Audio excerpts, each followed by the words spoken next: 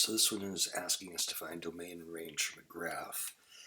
And so remember, domain is going to be what's traditionally our x-axis, our horizontal, and range is going to go with our y-axis, or the vertical. And domain, so these both are going to be written small to large. And so for the domain, we want to think the farthest place on the graph that it goes to the left, and then to the farthest place it goes to the right. So farthest left, farthest right. Looking right here, our farthest left, if we kind of look, again, we're looking at the x-axis, not the y-axis, that's going to be range, and I'll do interval notation first. So looking right here, that -2 is included because that's a solid dot, and then that goes to 1. And so this function runs from -2 to 1. That one's an open dot, so we'll use a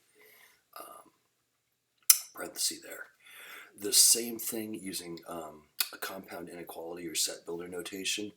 So this doesn't show very well on the forum version of it. I'll try to write down here what this would look like. So for the answer box, that not a very good bracket either, is going to have a bracket, an X, and then space for you to type, and then that bracket will be on the end.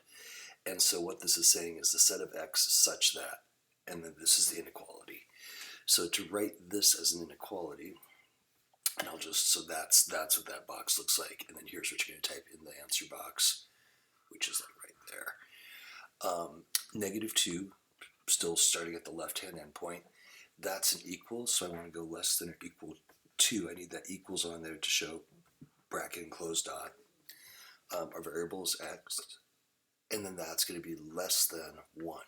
So we're saying this x is going to be bigger than or equal to -2, but less than 1. So to me, this notation is easier, but this is another way of saying this exact same thing. So then if we go down here to range is going to be our y values, where the function exists in terms of the y values, or the outputs. And so we want to think lowest to highest. So careful, this is not the highest point. That is the highest point. So the lowest this graph goes is right here at 0. It doesn't get anywhere negative on the y-axis. So here we'd have, and that's a solid, so we're going to go 0. Because remember, the coordinates at this point is -2, 0, so that 0 is included. And then up to right here, this 4 is the highest point.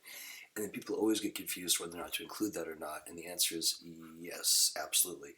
Because if I ask you when x is 0, what is y, you will tell me it's 4. 4 is on that graph, it is included.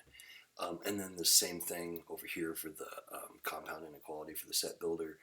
We're going to go 0, and these are both equal, so less than or equal to, careful to put a y there, because now we're talking about y's, not x's, less than or equal to 4. And that would be that.